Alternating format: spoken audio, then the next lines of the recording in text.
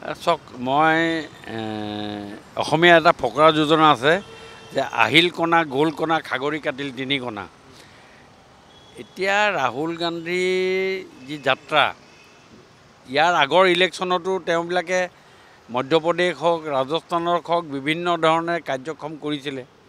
এই তেওঁলোকে কাৰ্যসূচী কৰাৰ পাছতো এই দুখন তিনিখন ৰাজ্যত কি ব্যৱস্থা হ'ল সেই কথাটো তেওঁলোকে উপলব্ধি কৰা আজিৰ ডেটত প্ৰাসংগিকতা আছে। তেওঁলোকে যাত্ৰা কৰিছে, প্ৰত্যেকৰে ৰায় দিছে কৰক, কিন্তু 2024 নহয়, তেওঁলোকে যি কৰিব খুজিছে 31 কৰক। 31 কৰিলে হয়তো তেওঁলোকে ভাল অপজিশ্যন এটাত থাকিব পাৰে। কাৰণ আজিৰ ডেটত চাওক, মানুহৰ আজিৰ ডেটত এই ৰিজাল্টে প্ৰমাণ কৰি দিছে যে নৰেন্দ্ৰ মোদীক তৃতীয়বাৰৰ কাৰণে ভাৰতৰ প্ৰধানমন্ত্ৰী পাতিব লাগে। এই কথা যিটো মানসিকতা, সেই মানসিকতাটো গঢ় লৈ উঠিছে। এতিয়া 1 নম্বৰ আৰু 2 নম্বৰৰ মাজৰ ডিফাৰেঞ্চটো ইমান বেছি হৈ গ'ল, এটা লেমেনেও গম পাই গ'ল যে এইবাৰ তৃতীয়বাৰৰ কাৰণে ভাৰতৰ প্ৰধানমন্ত্ৰী নৰেন্দ্ৰ মোদী ডাঙৰীয়া হ'ব। এতিয়া যিখিনি তেওঁলোকে কৰি আছে আজি এতিয়া তেওঁলোকৰ যি যাত্ৰা, এই যাত্ৰাটো তেওঁ যদি কয় বোলে নহয় আমি বাগৰি বাগৰি যাত্ৰাটো কৰিম, তেতিয়াও তেওঁলোকৰ 31 কাৰণেহে কৰিব। 24 কাৰণে তেওঁলোকৰ একো নহ'ব, হয়তো 29 কাৰণে কৰিব। কাৰণ 24 কথা তেওঁলোকে পাহৰি যোৱা ভাল। আৰু এতিয়া ভাৰতত there is a no' alternative Narendra Modi. কোনোবাই যদি ভাবে যে মই নৰেন্দ্ৰ মোদীক ভোট নিদিওঁ, কাক দিম? এই কথাটো আজিৰ ডেটত সমগ্ৰ দেশবাসীৰ ওচৰত এটা ডাঙৰ প্ৰশ্ন হৈ আছে। সেইকাৰণেই নৰেন্দ্ৰ মোদী আৰু ভাৰতৰ প্ৰধানমন্ত্ৰী নৰেন্দ্ৰ মোদী ডাঙৰীয়া তৃতীয়বাৰৰ কাৰণে হ'ব। ইছকা বাৰ 400 পাৰ। এইটো মানে শ্লোগান হৈ গ'ল। হৈ গ'ল, 400 পাৰ হ'ব এবাৰ, কোনো চিন্তা চৰ্চা কৰিব নালাগে। দেশৰ ডেভেলপমেণ্ট, দেশৰ যিবিলাক কাম কাজ, গোটেই কথাবিলাক আপুনি ৰাইজে আজি ৰাতিপুৱা চাহ কাপ লৈ পেলাই এনালাইচিছ কৰে যে যি এটা ব্যৱস্থা আজি হৈছে, সেই ব্যৱস্থাখিনিৰ লগত কম্পেয়াৰ কৰে।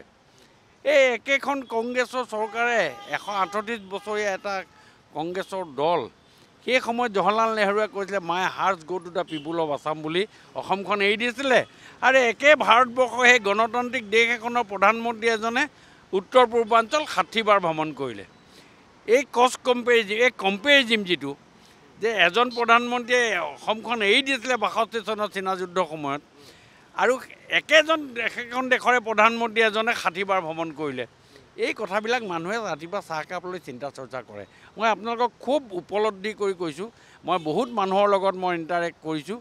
কি কয় মানুহে চিধাই কয় যে নহয়, এইবাৰ নৰেন্দ্ৰ মোদীয়ে থাকিব লাগে আৰু এইবাৰৰ কাৰণে তৃতীয়বাৰৰ কাৰণে ভাৰতৰ প্ৰধানমন্ত্ৰী নৰেন্দ্ৰ মোদী।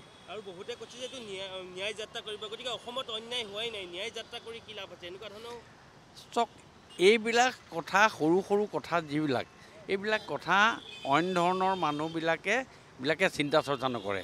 এতিয়া যিবিলাক মানুহৰ বৰ্তমান গণতন্ত্ৰৰ যিটো ব্যৱস্থা, এই ব্যৱস্থাত এই ধৰণৰ কথাবিলাকে কোনো ধৰণৰ ক্ৰিয়া নকৰে।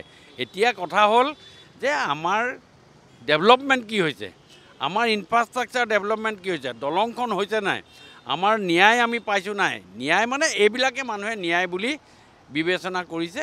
বিবেচনা কৰি মানুহে বাকী কথাখিনি কৈছে, সংস্থাপন পাইছে নাই, এই কথাবিলাকে চিন্তা চৰ্চা কৰিছে। আৰু ন্যায় অন্যায় যিবিলাক কথা তেওঁলোকে আজি ক'ব গৈছে, তেওঁলোকে নিজে চিচাৰ ঘৰত থাকি লোকৰ ঘৰলৈ শিলগুটি মাৰি লাভ নাই। কংগ্ৰেছৰ দিনত কি হৈছিলে, কি ধৰণৰ হৈছিলে, আকাশে বতাহে দুৰ্নীতি যি হৈছিলে, সেই কথা 2G স্পেক্ট্ৰামৰ পৰা আৰম্ভ কৰি কয়লালৈকে যিবিলাক দুৰ্নীতি হৈছিলে, এই কথাবিলাকে কংগ্ৰেছক মানুহক ভাৰতবৰ্ষৰ মানুহে পাহৰা নাই। পাহৰিলে আচল কথাটো হ'ব।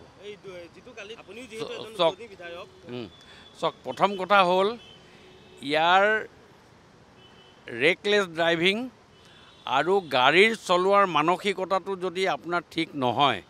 এতিয়া যিটো ড্ৰাইভাৰে গাড়ী চলাইছিলে, বাছখন চলাইছিলে, তাৰ বয়স বোলে 30 বছৰ। 30 বছৰ ড্ৰাইভাৰে 18 বছৰত গাড়ীৰ লাইচেঞ্চ পাই যায়। সেইটো আইনী নিয়মৰ মতে সি লাইচেঞ্চখন পাব পাৰে। কিন্তু মানসিকভাৱে সি 30 বছৰীয়া ল'ৰাটো তাৰ মানসিক মেচিউৰিটি হ'লনে নাই, সি সেই গাড়ীখন কিমান ৰাতিপুৱা সময়ত কুঁৱলীৰ মাজত সি কিমানকৈ চলাইছে, 1 নম্বৰ। 2 নম্বৰ, আজি NHIDCLৰ ৰাস্তা বনোৱাৰ ক্ষেত্ৰত আজি যিখিনি ব্যৱস্থা হাতত লৈছে, তাত তেওঁলোকৰ ক্ৰিয়া প্ৰক্ৰিয়া যিখিনি আছে সেইখিনিৰ ক্ষেত্ৰতো আখুৱা আছে নেকি কালি মুখ্যমন্ত্ৰী মহোদয়ে কৈছে এইটো তদন্ত কৰিব লাগে আৰু সেইটো দোষী যদি কোনোবা দোষী হয় কাৰোবাৰ যদি গ্ৰছ নেগলিজেন্স ইয়াত হৈছে যোনেই নহওক তেওঁলোকক শাস্তি দিয়াৰ ব্যৱস্থা কৰিব লাগে কিন্তু বহু লেহেমীয়া উজনি অসমত চাওক এইটো কাম যে লেহেমীয়া হৈছে ইয়াততো কোনো ডিমত নাই এইটোতো আৰু লুকুৱাই চোৱাৰ কথা নাই বা কোনো কথা নাই কাম লেহেমীয়া হৈছে ইয়াত বহুত কিছু ফেক্টৰ থাকে এই ফেক্টৰবিলাকৰ অভাৰকাম কৰি কামটো কৰাৰ ক্ষেত্ৰত যে লেহেমীয়া হৈছে যি কাৰণতে নহওক এই কামটো যে লেহেমীয়া হৈছে সেই কথাখিনিয়ে আজিৰ ডেটত আমাক সকলোকে আজি চিন্তিত কৰি তুলিছে কিন্তু যিটো জেগাত এক্সিডেণ্ট হৈছে সেই জেগাডোখৰৰ কামৰ প্ৰগ্ৰেছ সঁচা কথা ক'বলৈ গ'লে অন্য কামৰ প্ৰগ্ৰেছতকৈ ভাল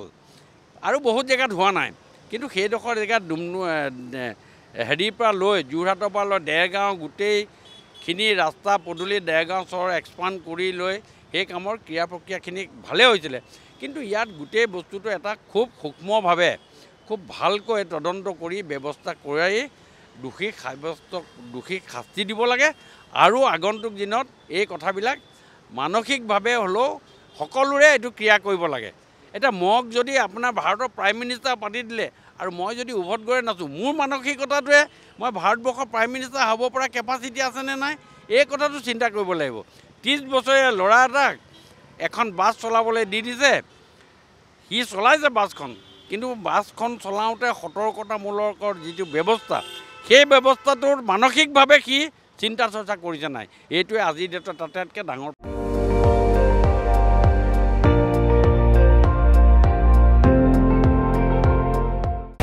আপুনি চাই আছে ND24 সৰ্বশ্ৰেষ্ঠ নহয় সৰ্বোত্তমৰ দৌৰ